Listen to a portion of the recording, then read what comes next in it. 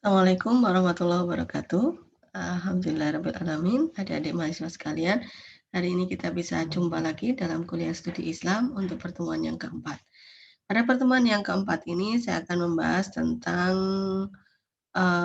kehalalan ataupun titik kritis untuk produk-produk mikrobial. Ya, saya kira produk-produk mikrobial ini adalah produk yang sering berkaitan ya dengan produk-produk farmasi, juga dengan produk-produk makanan.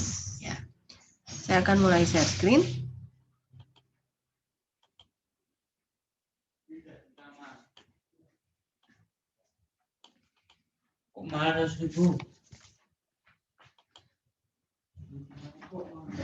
Kita mulai ya hari ini pembahasan kita tentang produk mikrobial, bagaimana titik kritis dan kemudian penggunaannya.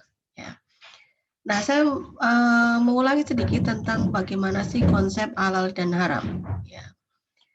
Halal itu artinya lepas, tidak terikat. Jadi kalau secara istilah halal itu artinya segala sesuatu yang tidak dilarang menggunakannya.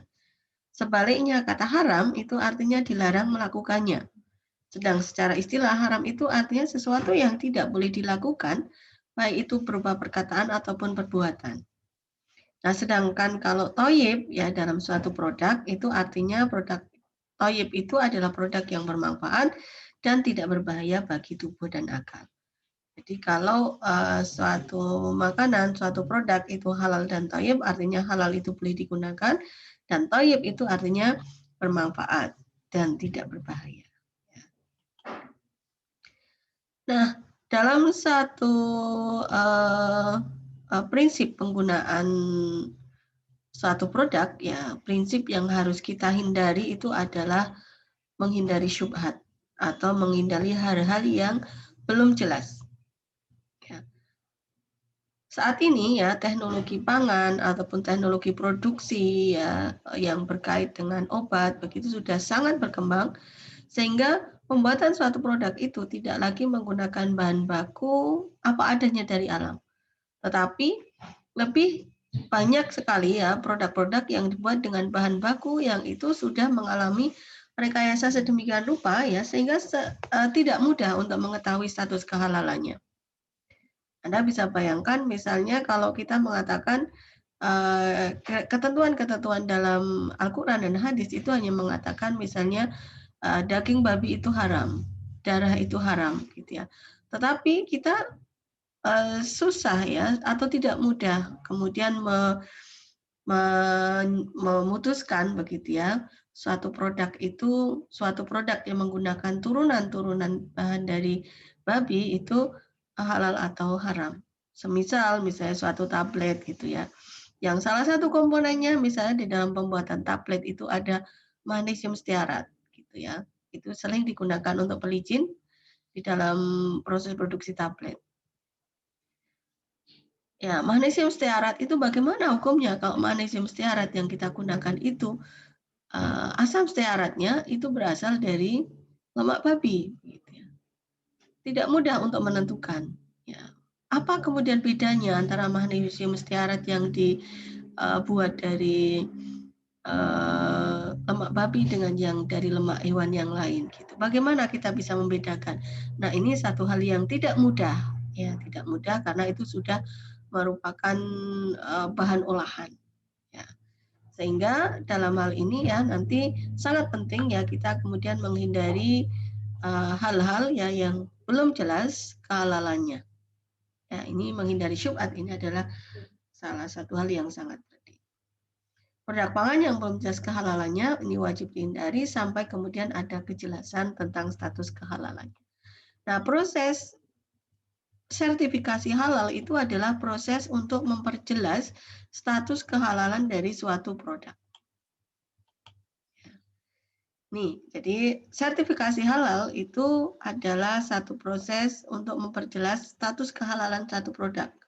Karena proses olahan suatu produk itu biasanya kompleks, ya, kompleks, tidak sederhana, ya, sehingga perlu fatwa, ya, melalui satu proses sertifikasi, ya.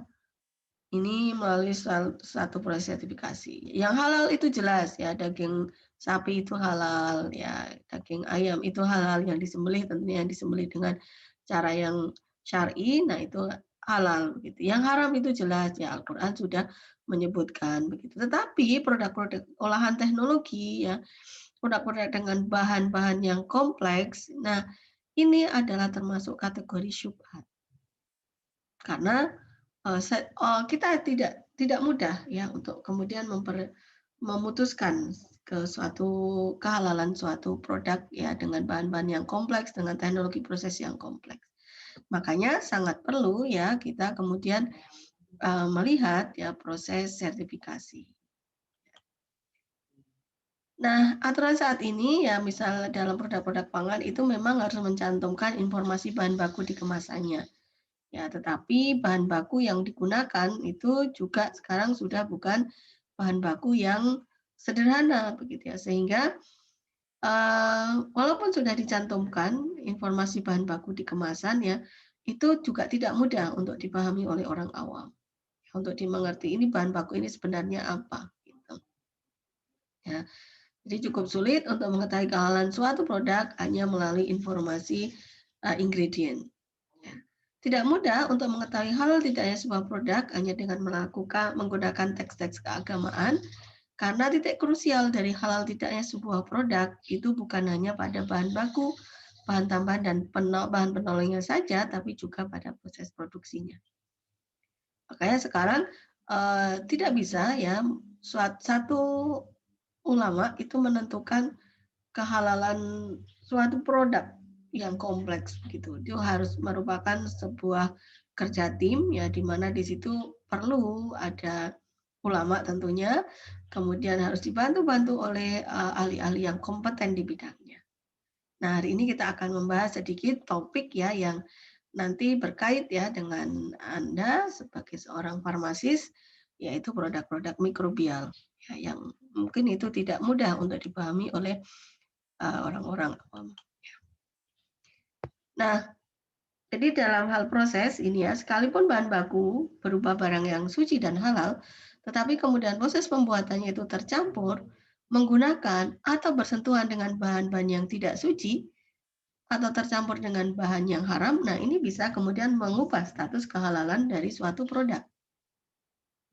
Bahan bakunya sudah suci dan halal, tetapi prosesnya ya, memungkinkan untuk kemudian bersentuhan dengan barang-barang yang tidak suci. Gitu. Ya.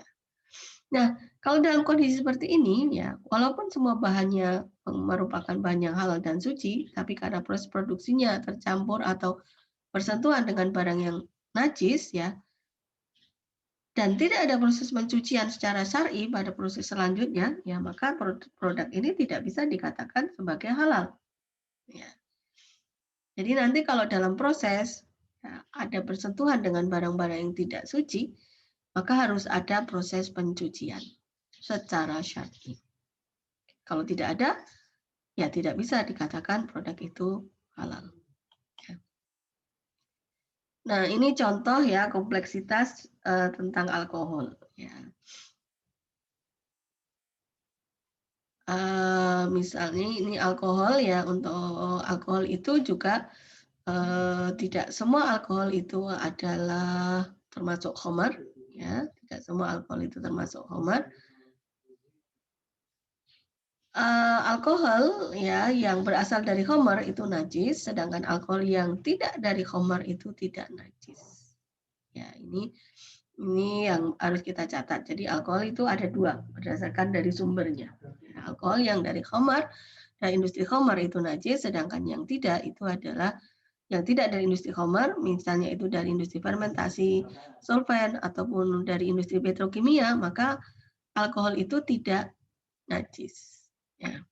Boleh digunakan nanti untuk membantu proses produksi sesuai dengan ketentuan. Ya. Nah, penggunaan alkohol atau etanol hasil industri khamar untuk produk makanan, minuman, kosmetik, dan obat-obatan ini haram. Ya, tapi penggunaan alkohol hasil industri non-khamar, ya baik itu merupakan hasil sintesis kimiawi ataupun industri fermentasi non-khamar untuk proses produksi makanan, minuman, dan obat-obatan, hukumnya mubah, ya, diperbolehkan apabila secara medis tidak membahayakan. Ya, kemudian penggunaan alkohol, etanol hasil industri non-Homer, ya, untuk proses produksi makanan, minuman, kosmetik, dan obat-obatan ini haram kalau secara medis membahayakan. Ya, jadi diperbolehkan digunakan kalau tidak membahayakan. Ya, jadi tetap ada batasan-batasannya. Ya. Nah, sekarang alkohol kalau untuk obat bagaimana? Ya, ini pada dasarnya berobat itu wajib ya menggunakan metode yang tidak melanggar syariat, dan obat yang digunakan wajib menggunakan obat yang suci dan halal. Obat cair itu berbeda dengan minuman, baik secara penggunaan ataupun hukumnya. Obat digunakan dalam kondisi sakit untuk pengobatan, sedangkan minuman digunakan untuk konsumsi. Ini bedanya. Ya, kalau obat itu untuk mengobati, ada takarannya ketika menggunakan. Ya, bukan digunakan untuk menghilangkan haus. Kalau minuman beda. Ya. Tidak ada takarannya dan biasanya digunakan kalau untuk menghilangkan dahaga. Ya. Nah, obat cair ataupun non cair yang mengandung alkohol atau etanol yang berasal dari khamr ini hukumnya haram. Ya, kalau alkohol yang digunakan dari khamr itu hukumnya haram. Tetapi kalau penggunaan alkohol atau etanol yang bukan dari khamr, ya baik itu dari hasil sintesis kimiawi ataupun hasil industri fermentasi non khamr untuk bahan obat cair ataupun non cair, hukumnya boleh dengan syarat apa? Tidak membahayakan bagi kesehatan, tidak ada penyalahgunaan, kemudian aman dan sesuai dosis. Yang keempat, tidak digunakan secara sengaja untuk membuat mabuk. Jadi penggunaan alkohol atau etanol dalam proses produksi obat cair ataupun non cair itu masih diperbolehkan ya dengan syarat ini. Ya, alkoholnya bukan dari industri khamr dan ada 4 syarat ini. Tidak membahayakan bagi kesehatan, tidak ada penyalahgunaan, aman dan sesuai dosis, dan tidak digunakan secara sengaja untuk membuat mabuk. Nah, sekarang bagaimana? Itu tadi tentang obat. Sekarang kalau makanan dan minuman bagaimana yang mengandung alkohol hukumnya? Ini minuman beralkohol yang masuk kategori khamr adalah minuman yang mengandung alkohol lebih dari 0,5%. Ya, batasannya adalah 0,5%. Minuman kategori khamr ini najis dan haram, sedikit ataupun banyak. Ya. Kemudian penggunaan alkohol atau etanol hasil industri non khamr ya untuk bahan produk minuman hukumnya mubah apabila secara medis tidak membahayakan dan selama kadar alkohol atau etanol pada produk akhir itu kurang dari 0,5%. Jadi batasannya adalah 0,5%. Ya. Penggunaan produk antara yang tidak dikonsumsi langsung seperti flavor yang mengandung alkohol atau etanol non khamr untuk bahan produk makanan hukumnya mubah apabila secara medis tidak membahayakan. Ya, jadi kalau misalnya flavor mengandung alkohol, nah ini asal alkoholnya bukan dari khamr, ya, maka ini diperbolehkan apabila memang tidak membahayakan. Ya.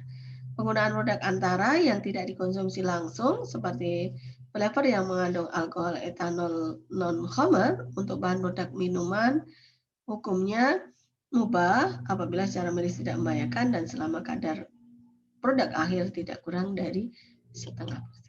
Ya, gitu. Ya. Nah, kita lanjut ke dalam proses sertifikasi. Ya, jadi prinsip dari proses sertifikasi ini adalah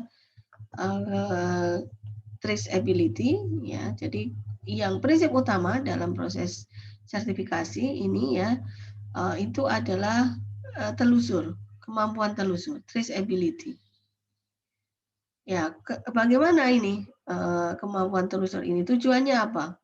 Tujuannya ini mengetahui dengan pasti di mana produk itu diproduksi, bagaimana proses produksinya, apa bahan yang digunakan, dari produsen mana, dan bagaimana status kehalalannya. Nah, ini hanya bisa diketahui dengan cara proses audit. Proses audit dengan memeriksa bahan, kemudian formula, fasilitas produksi, dan dokumen, serta sistem atau manajemen di dalam proses produksi itu. Ya, makanya di dalam proses sertifikasi itu selalu ada audit, pemeriksaan ya untuk memeriksa bahan, formulanya, kemudian fasilitasnya, ya dan juga dokumen-dokumen pendukung. Ya, fasilitasnya apakah memungkinkan untuk terjadi kontaminasi, ya atau enggak begitu. Nah ini hanya bisa dilihat ketika itu dalam proses audit di lapangan. Ya, kemudian berikutnya di dalam proses sertifikasi prinsip yang berikutnya adalah autentikasi. Ya, tadi kan autentikasi.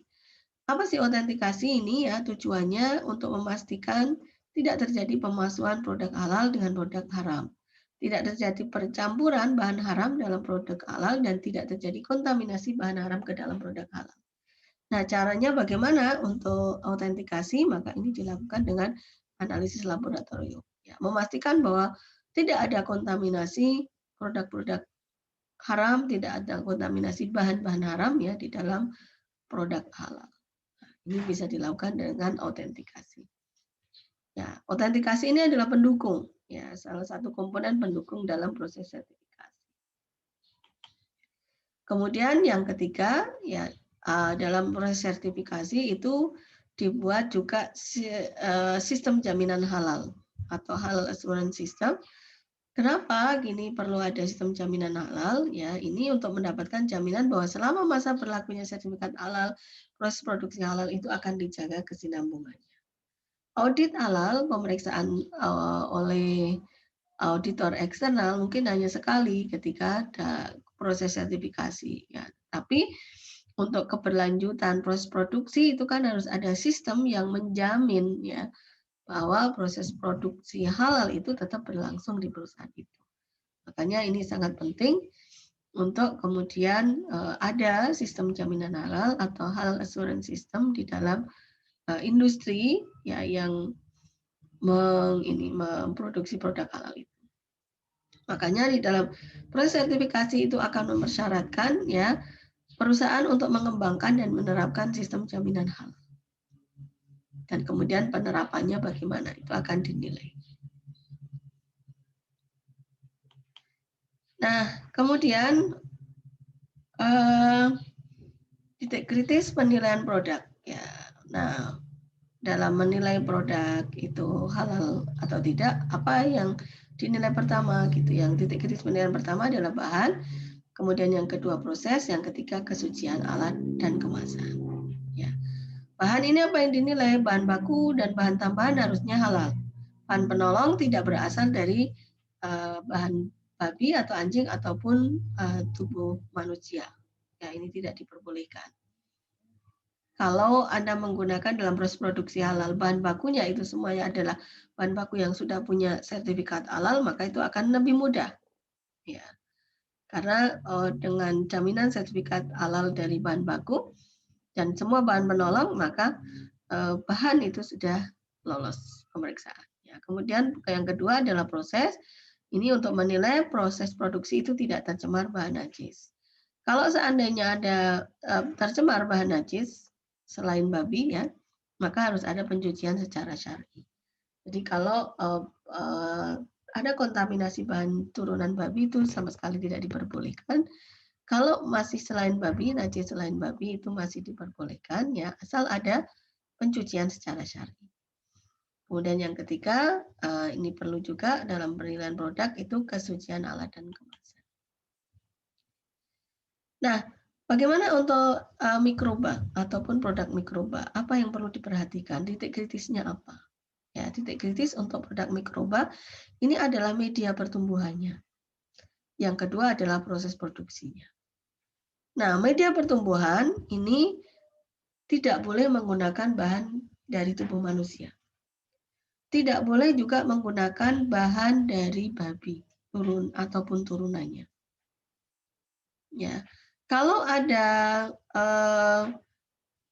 ikhtilat ya tercampur atau bersinggungan begitu ya dengan bahan najis tapi non babi, ini bisa dilanjutkan, nanti kemudian dilanjutkan dengan apakah ada pencucian secara syar'i atau enggak terhadap produk itu.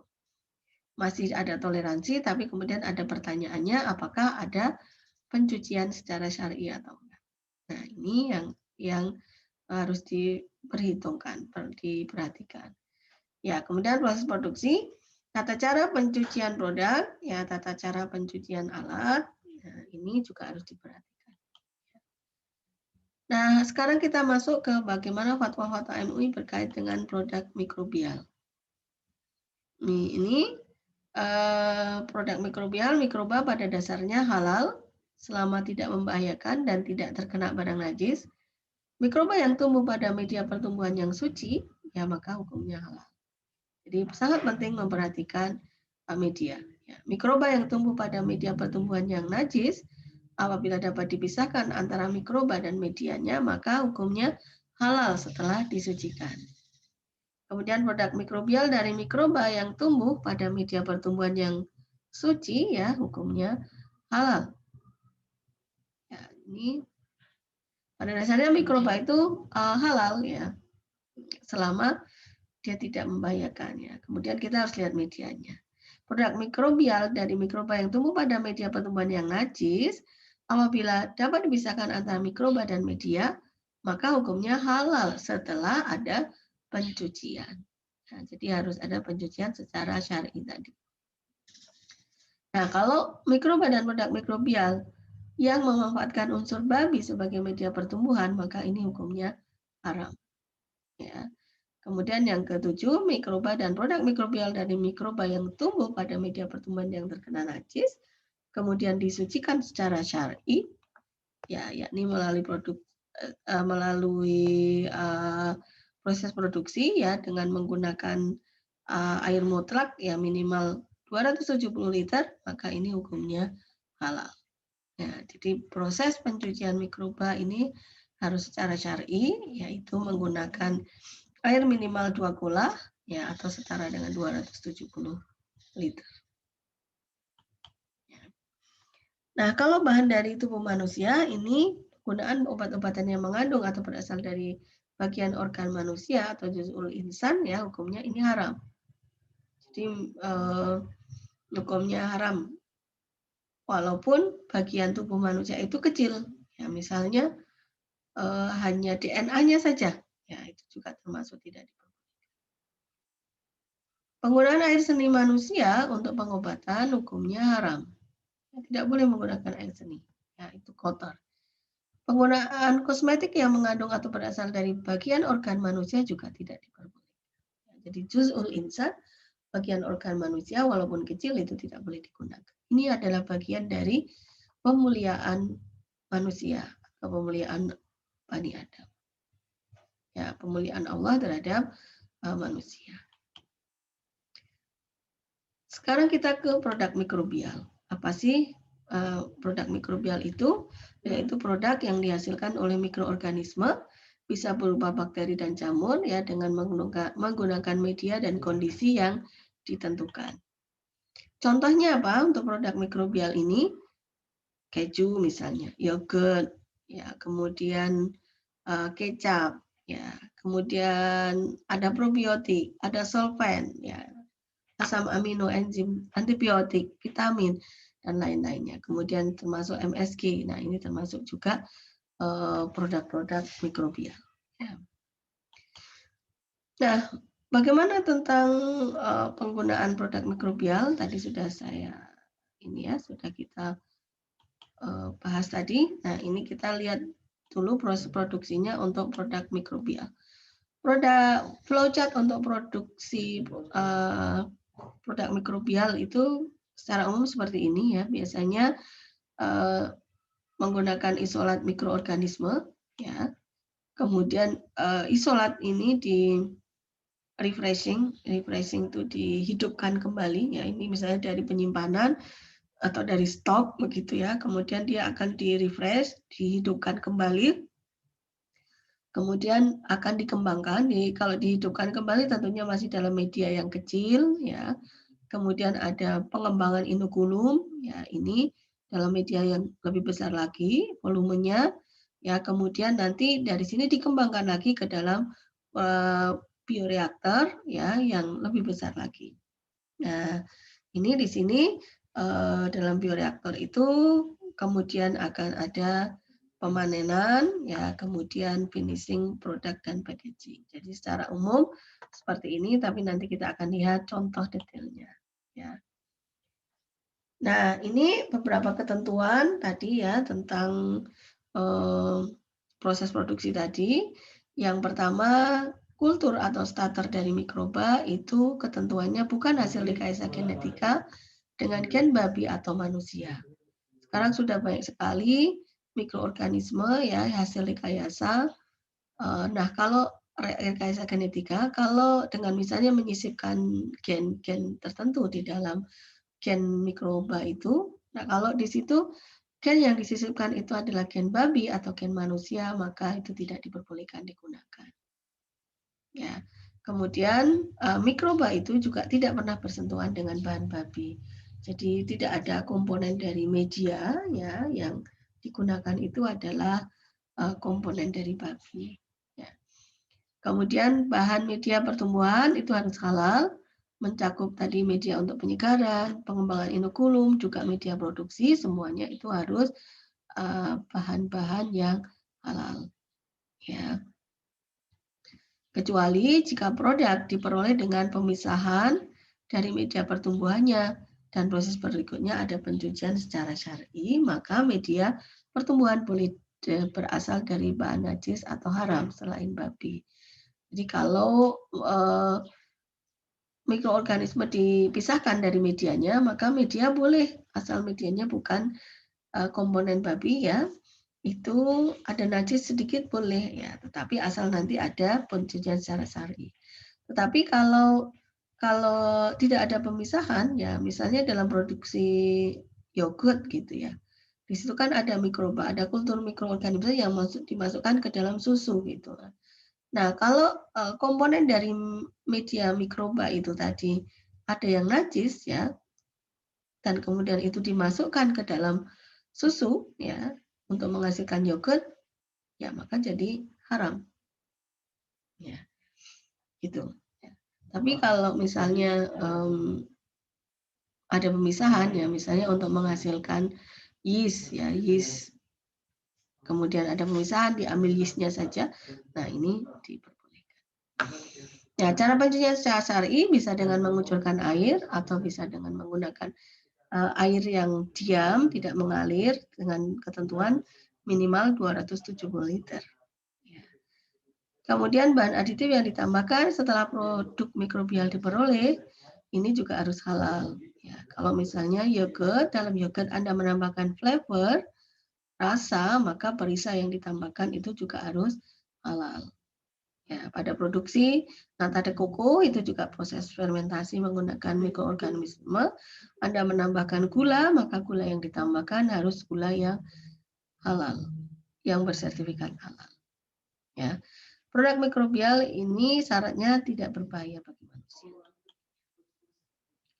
Nah, ini beberapa dokumen ya yang kita harus cek ya kalau Anda melakukan pengecekan ya. Produk mikrobialnya, ya kalau diperoleh tanpa pemisahan, maka apa syarat yang utamanya tadi, bahan harus halal. Ya. Kalau kemudian diperoleh dengan pemisahan dari media pertumbuhannya, namun dalam tahapan selanjutnya tidak ada proses pencucian secara syar'i, ya maka ini juga harus bahan harus halal. Ya, kalau kemudian ada pemisahan dari media pertumbuhan dan dalam tahapan proses selanjutnya ada proses pencucian syar'i, maka boleh berasal dari bahan najis atau haram selain babi. Ya. Oke. Nah, sekarang tentang isolat mikroorganismenya. Ya, jika murni dari mikroorganisme maka halal. Kalau jika berasal dari GMO, genetic modified organism, dilihat dari sumbernya. Jika berasal dari manusia atau babi maka haram. Ya, jadi mikroorganisme yang hasil modifikasi genetik ya, kalau tadi ya DNA-nya itu menggunakan DNA babi atau manusia, maka ini tidak diperbolehkan. Ya, jika dari proses liofilisasi, maka ini harus diperhatikan penggunaan krioprotektannya seperti gliserol, skim milk, laktosa dan lain-lain. Ini juga harus dari bahan-bahan yang halal. Gliserolnya harus dari yang halal ya. Susunya juga ya. Nah, contoh produk rekombinan yang menggunakan gen yang berasal dari manusia atau babi, misalnya enzim alfa amilase dan protease, ini dihasilkan oleh Saccharomyces cerevisiae dengan gen yang bisa berasal dari pankreas babi. Enzimnya ini dihasilkan oleh ini, bakteri. Ya, tetapi bakteri ini sudah mengalami rekombinan ya dengan menggunakan DNA atau gen yang berasal dari babi. Nah, ini kalau seperti ini maka tidak boleh digunakan. Ini dari mana tahunya gitu ya? Kalau kita menilai itu ya ini harus melalui proses audit. Kita harus mengaudit bahannya. Mikroorganisme itu dari mana diperolehnya. Nah, ini harus dilakukan dalam proses audit. Audit proses, tidak hanya audit produknya saja. Kemudian hormon insulin diisolasi dari pankreas babi. Ya, ini tentunya tidak diperbolehkan. Kalau insulinnya langsung diisolasi dari pankreas babi. Atau mungkin hasil rekayasa bioteknologi pada bakteri, yaitu dengan menyisipkan gen penyandi insulin pada bakteri. Nah, kalau gen penyandi insulinnya disisipkan kepada bakteri itu adalah gennya dari manusia atau babi, maka itu haram. Ya, jadi tidak boleh menggunakan gen ya yang disisipkan pada urutan pada bakteri penghasil insulin tadi kalau itu berasal dari manusia atau babi. Ya. Nah, kemudian tahap berikutnya tadi ya reviving atau menghidupkan inokulum. Nah, ini mikroorganisme yang diliofilisasi perlu dihidupkan kembali. Ini titik kritisnya juga ada pada media. Ya, medianya. Medianya apa gitu ya? Medianya juga sebaiknya adalah media yang halal dan suci. Ya. Nah, ini misalnya ada menggunakan beef extract ya atau darah domba. Nah, ini juga titik kritis. Kemudian enzim-enzim ini yang bisa diproduksi dari hewan. Oke. Tahap berikutnya pemanenan ya termasuk pemisahan produk dari sel dan media, ekstraksi dan purifikasi. Nah, ini dalam tahap pemanenan ini titik kritisnya apa ya? Kalau misalnya titik kritisnya itu selnya itu ada di lisis ya. Ada di lisis, dipecah gitu untuk mengambil produk dari sel itu ada di dalamnya ya, maka kita lihat apa yang digunakan untuk memecah sel itu. Ya, kalau yang digunakan untuk memecah sel itu, karena ini produknya kan ada di dalam sel ya, produknya ada di dalam sel, kemudian kalau ada di dalam sel kan selnya harus dipecah. Nah, cara mecah sel itu bagaimana? Kalau cara mecah sel itu hanya dengan mekanik atau teknik fisik, maka tidak kritis ya. Proses ini bisa lanjut. Tetapi kalau cara mecah selnya itu menggunakan lisis, menggunakan enzim, ya maka ini titik kritis. Enzimnya dapat dari mana? Karena enzim itu protein. Ya, dia dapat dari mana? Ya, ini harus ditelusur lebih lanjut. Kalau menggunakan lisisnya hanya menggunakan deterjen, ya, sabun, nah ini juga perlu dilihat apa deterjennya dari mana asalnya, ya, asam lemaknya dari mana. Ini juga termasuk titik kritis yang harus dilihat. Ya. Kemudian dalam tahap pemurnian ada ekstraksi menggunakan pelarut, ini bisa menggunakan etanol. Ya, kemudian purifikasi, ya, ini bisa menggunakan karbon aktif. Nah, ini karbon aktif ini juga titik kritis ya, karena sering digunakan karbon aktif yang itu berasal dari tulang hewan. Ya, kalau karbon aktifnya itu berasal dari arang tumbuhan, ya itu tidak kritis. Ya. Nah, ini juga kritis, jadi harus ditelusur kalau menggunakan karbon aktif. Ya. Nah, kemudian dalam proses pemurnian juga kadang-kadang harus diikuti dengan angka pencucian dengan air. Kemudian produk atau produk akhir ini juga harus jelas status kehalalannya. Produk akhir yang ditambahkan, kalau di situ ditambahkan bahan-bahan ya, misalnya di dalam ditambahkan filler. Nah, ini harus dicek juga apa yang ditambahkan. Ditambahkan flavor dan coloring ya, misalnya dalam yogurt ini juga harus dicek ya kehalalannya, status bahan yang ditambahkan. Kemudian cheese ya, misalnya ditambahkan pengawet, nah, ini juga harus jelas status kehalalan. Ya. Beberapa contoh kasus-kasus ya yang pernah terjadi ya, misalnya ini produksi MSG ya, Anda bisa melihat ya, ini sekitar tahun 2000 sekian ya, itu Ajinomoto itu diisukan ya mengandung unsur porcine ya. Nah, ini ya kemudian diperbaiki ya, sudah diperbaiki sekarang ya Ajinomoto ini proses produksinya sudah diperbaiki. Dalam proses produksi Ajinomoto ini ya, dalam proses produksinya menggunakan Bactoseton. Ya, Bactoseton ini adalah enzimatic digest ya, jadi enzim yang digunakan untuk menguraikan soya ya, yang asalnya itu bisa dari hewan. Nah, di sini dari porcine. Ya. Nah, ini termasuk kategori intifak bahan yang berasal dari unsur babi. Ya, maka kemudian haram. Ya, ini diputuskan bahwa produk penyedap rasa dari PT Ajinomoto yang menggunakan Bactoseton ini adalah haram. Ya, waktu itu. Nah, kemudian contoh lain ragi. Ya, ini ragi. Ini termasuk ragi itu adalah mikrobial ya yang dia dipisahkan dari medianya. Ini adalah diperoleh dari pengolahan bir.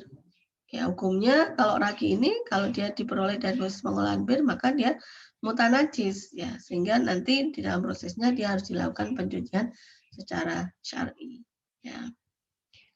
Dengan gimana cara syar'i itu? Mengucuri dengan air hingga hilang rasa bau dan warnanya, atau mencucinya di dalam air yang banyak hingga hilang rasa bau dan warnanya.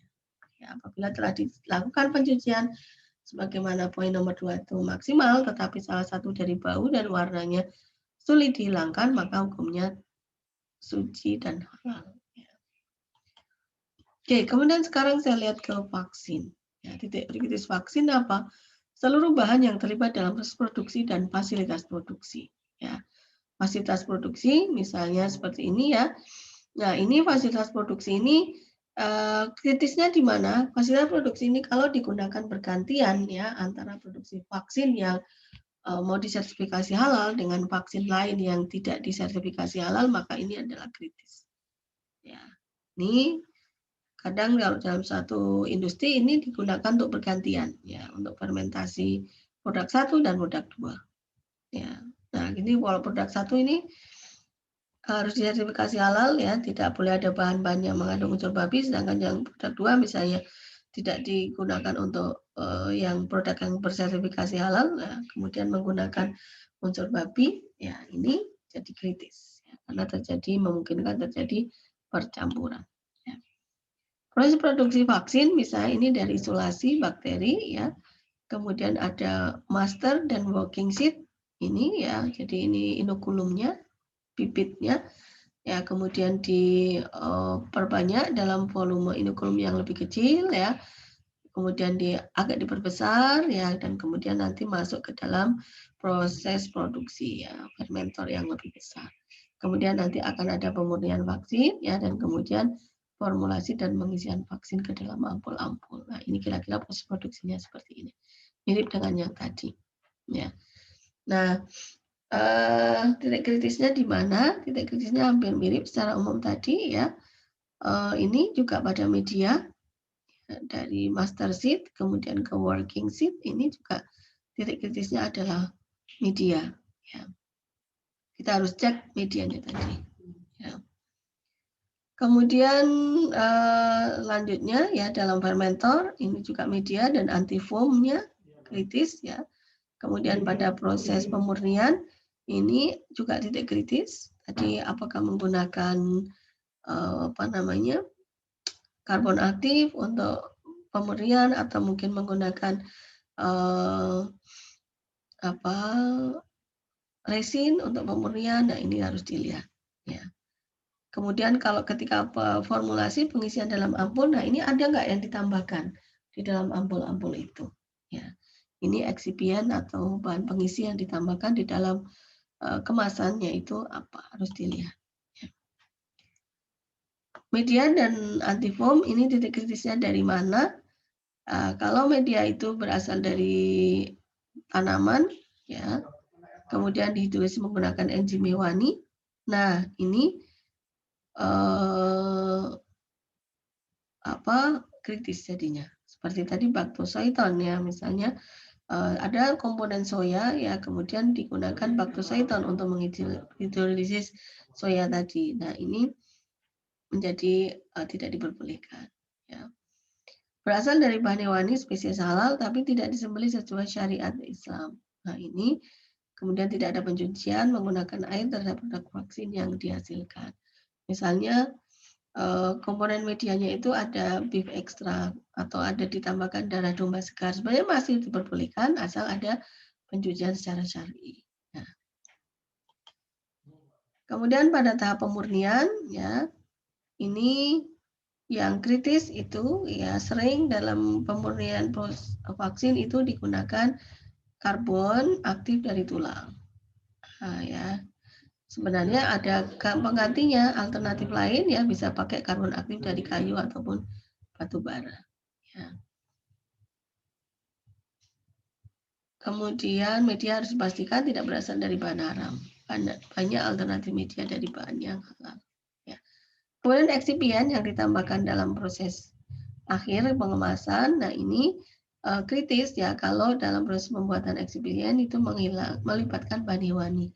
Misalnya sukrosa yang dimurnikan dengan bonkar, jadi dengan karbon aktif. Ya, jadi kita perlu beli gula itu dari tebu ya, tetapi dalam prosesnya untuk pemurniannya itu ternyata menggunakan karbon aktif. Nah, kalau karbon aktifnya itu dari hewan ya, maka ini jadi kritis. Ya.